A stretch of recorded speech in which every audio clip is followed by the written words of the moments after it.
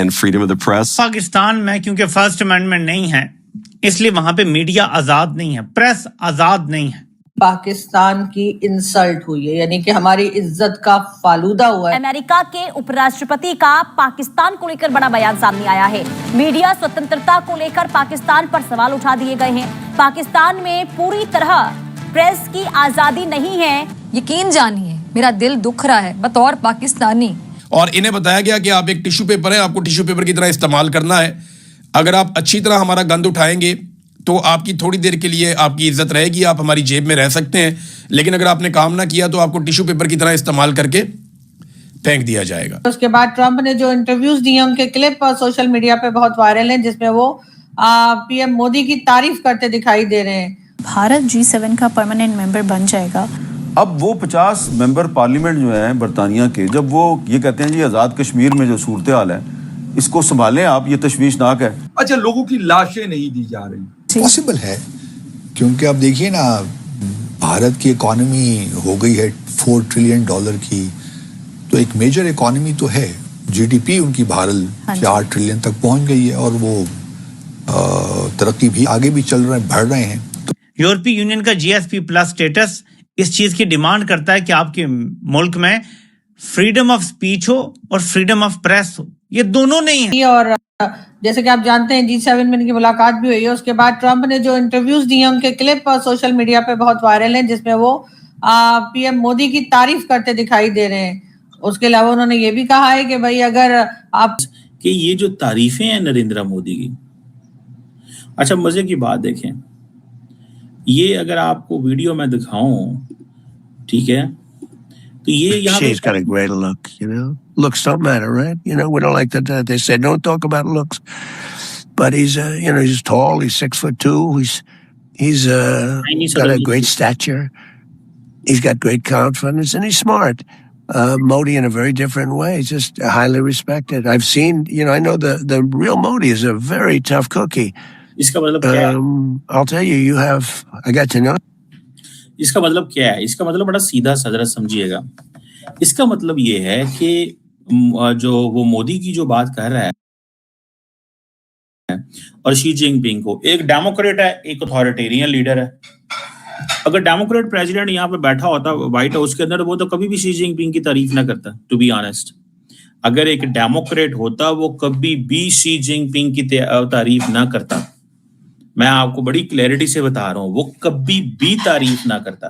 वो क्यों तारीफ ना करता? क्योंकि उन्हें पता है यार है, मतलब it doesn't suit my interest, ये मेरे इंटरेस्ट को सूट ही नहीं करता। तो वो इस चीज को देखते हुए he has a different view, उसका एक डिफरेंट व्यू है। उसका क्या रीजन है? इसलिए कि कुछ दिनों से तो काफी एक दूसरे को कोल्ड शोल्डर दिया जा रहा था, तो अब अचानक से जो तारीफ शुरू हुई है, आपके ख्याल से वो क्यों है?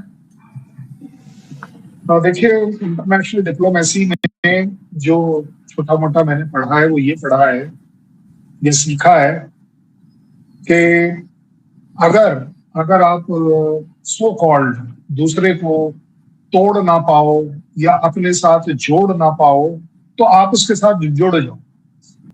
This is a very good diplomacy. मुझे लगता है कि ईरान वॉर ने शायद अमेरिका को एक बात तो सिखा दी कि कंट्रीज उनके खिलाफ खड़े हो सकते हैं अगर वॉर जैसी सिचुएशन हो। भारत के मामले में भी यूएस ने ये जरूर देख लिया कि इंडिया को टैरिफ के ऊपर झुकाया नहीं जा सकता, मनाया जा सकता है, ब्लैकमेल किया जा सकता है, ऊंचा नीचा किया जा सकता है, वो सारी चीजें हैं। लेकिन आप इंडिया को या इंडिया जैसी कंट्री को घुटनों पर नहीं ला पाएंगे। जैसा कि समझा गया था कि टैरिफ आ गया तो समझ लो बम फट जाएगा, पता नहीं क्या हो जाएगा, इकोनॉमी तहस नहस हो जाएगी, महंगाई चरम सीमा पर पहुंच जाएगी वगैरह।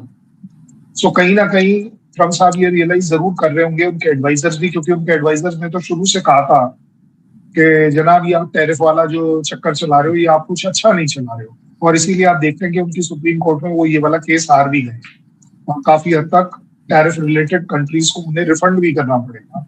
ऐसा अभी तक की सिचुएशन है, वो करें या ना करें।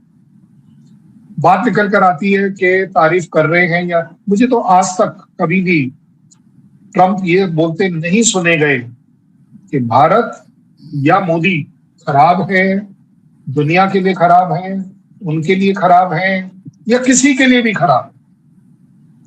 हमारे और उनके जो डिफरेंसेस हैं वो सिर्फ दो जगह लोगों ने इंटरप्रेट की है, दुनिया ने इंटरप्रेट की है। एक है कि यस उन्होंने सीज फायर करवाया या नहीं करवाया, और उन्होंने ये भी देख लिया और दुनिया ने कि अगर एक कंट्री एडमेंट हो जाए कि नहीं जी हम झूठ नहीं बोलेंगे और हम आपके झूठ को स्वीकार नहीं करेंगे, क्योंकि जो यूएस कहता है उसे लोग स्वीकार कर लेते हैं। सो उस पॉइंट ऑफ व्यू से एक सो कॉल्ड डिफरेंस दिखा, और दूसरा दिखा टैरिफ का।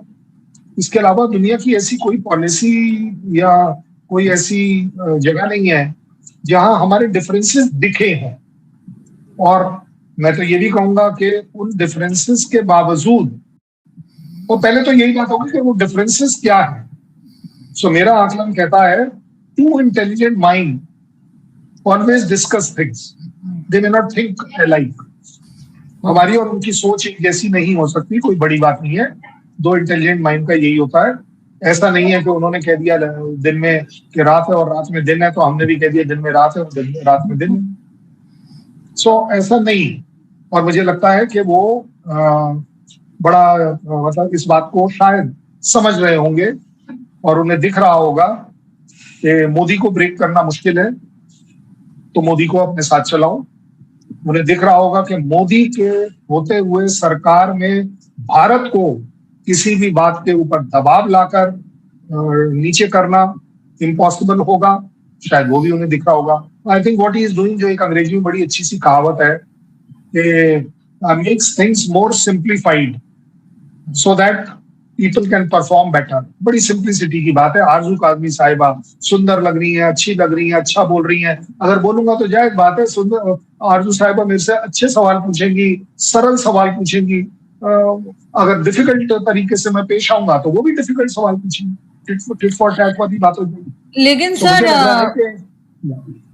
लेकिन सर वो तो चाइना की भी तारीफ करते दिखाई दे रहे हैं, चाइनीज प्रेसिडेंट की भी तारीफ करते दिखाई दे रहे हैं। चाइना की और अमेरिका की तो कभी नहीं बनी। चले आप यहाँ तो हमेशा से रही है, थोड़ी बहुत बीच में टेंशन हो गई थी, लेकिन चाइना के साथ तो हमेशा का उनका एक कंपटीशन रहा है। और ऐसा वो चाइनीज प्रेसिडेंट की भी तारीफ करते दिखाई दे रहे हैं और उनको ऐसे उन्होंने इनवाइट भी किया है, अमेरिका विजिट का भी कहा है। तो इस वक्त डोनाल्ड ट्रंप किसी मुश्किल में दिखाई दे रहे हैं आपको क्या ईरान की वजह से? देखिए बड़ी सीधी बात करें तो जो आप जिस इंटरव्यू की बात कर रही हैं, जहां उनसे पूछा गया था कि वर्ल्ड के कोई वो लीडर्स बताइए जो सबसे ज्यादा इन्फ्लुएंशियल है, ये है वो है, तो उन्होंने पहला मोदी का नाम और दूसरा चाइनीज प्रेसिडेंट का नाम लिया। क्यों? क्योंकि दोनों